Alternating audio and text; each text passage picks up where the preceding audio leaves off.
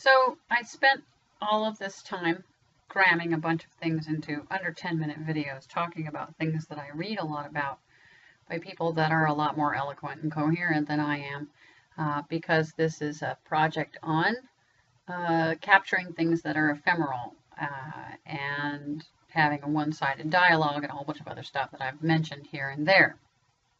So as a brief recap, I spent a great deal of time talking about how the maquiladora pattern develops and plays out, and what the intersectionality of race, class, and gender is in a current context in terms of the development of products and in the development of markets.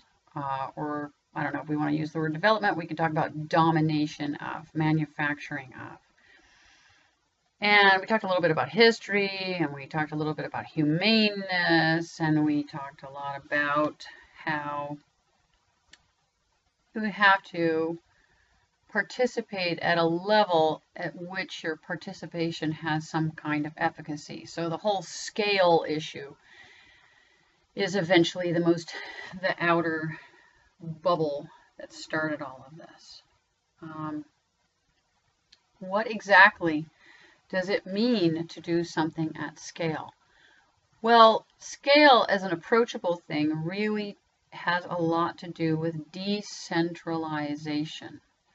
And once you run a pattern of decentralization, you find that all of those fancy things that people like to shove into Economics 101 have a little bit more brilliance and a little bit more focus in terms of supply and demand and freer markets, and actually markets that are less written, which regulation can actually be functional. Input from demand sides are not insanely hidden. There's less chances of externalities, and you have a greater amount of diversity of markets within a region. Because you decentralize and you think, well, Clark County makes fantastic butter, but if I need to drive, I can go right over to Multnomah, and maybe there are manufacturers that I like there, in which case you have two butter manufacturers, and they have their own supply and distribution that keeps them stable within their local area, but the local areas abut one another, and so consumer choice is not thwarted. And the only problem with all of this is this idea of convenience that has somehow permeated the consumer mindset, that they need to have naked people and babies sold per pound 24/7. I use the naked people and babies per pound. They're both kind of capstone images for certain kinds of atrocious behavior that are totally centralized, manufactured, externalized cost markets that have no regulation and are the antithesis of diversity and freedom and are escaped any confines of regulation, etc. I mean, that's our reality, you know. We can talk a lot about slavery and prostitution and gender dynamics, etc. I can talk about the slave wage economy some more, because we spent some time about that. But really, all I've been blathering about is a good picture of all of the dynamic go on with how, in a globe, the large, beings can conceive of, since we haven't become extraplanetary in any true sense, how it's really functioning.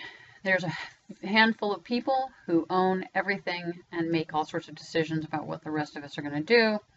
There's a rich chunk of us that are completely complicit in being the engine of a slave wage economy that perpetuates death, destruction, and rampant resource extraction, which is rape on a planetary scale, in order to provide gadgetry that can be accessed at 1 p.m. for no fucking reason whatsoever because of convenience. And add in there a butter and salt lick, and you have an end run around all of our biological drugs and rock and roll. It's sex, drugs, and sex and drugs. I mean, the rock and roll in and of itself is just part of the veneer or wrapping or whatnot, because I can tell you right now that a lot of people don't even, music is of a realm all of itself, but the commercialization of music is part and parcel of any other product to get you to do anything. So the sex and drugs part is how you can sell people, and the drugs part goes into both our food and medicine. And over the top of this are some people that wander around going, there has to be something that we can do that's different. And there's a tremendous amount of things that you can do that are. First of all, stop buying shit to the best of your ability. Don't buy things with corn syrup in them. Don't buy things with soy lecithin in them. Avoid packaging. Buy local. There's all of these other things that you can do. But largely what you need to do is organize and do things in some kind of solidarity fashion. And yes, I know it's a drag to go to meetings, and yes, it seems inefficient and annoying to add one more thing to your day. But that is what they are counting on, the they at a distance who realize that you're going to go about doing whatever it is that you call normal. And if the non-normal isn't in your face, the likelihood of you making non-normal function, something different than non-normal that we have now, becomes slimmer and slimmer. We're outgunned, we're outmoneyed, we're outmaneuvered. What do? Well, we do all of those individual things that we can do. And then we seriously, quite seriously, start participating in certain kinds of organization or develop the organization within our local communities to get certain kinds of things done. We still outnumber them, and together our capital is greater. And we can do things like commit to getting houses for homeless, commit to bringing agriculture into the urban sphere, commit to not spending money on stupid, frivolous shit, and educating our children not to do that very same thing. We can also go to meetings and ouster people who are clearly criminal, or who are no longer criminal because they spent the greater portion of their career rewriting laws so that their actions are legally defined as okay but are otherwise morally.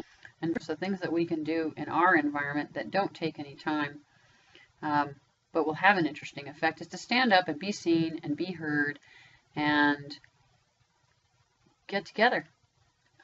People get afraid of that kind of thing because they don't want to be identified, they don't want to be singled out, and hence we become ineffectual. Organize means get together.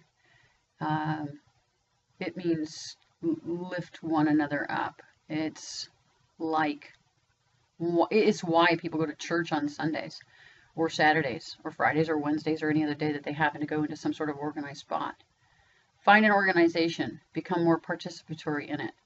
Spend your money wisely. Start spending things in a collective manner. I think Bill Moyers or some other people started calling common economics. I just call it behavior.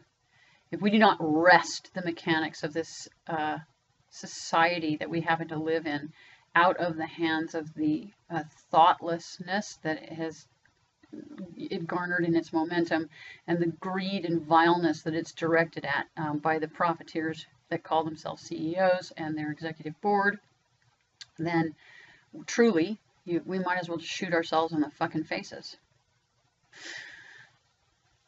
Clean air, clean water, clean soil. They're ours as a birthright, and so is a diversity of life on this planet. We don't do anything about it, and we don't do anything about what is happening. We're and having pissed it all away for a 24-pack of foil-wrapped Cheetos and a new hairdo. No.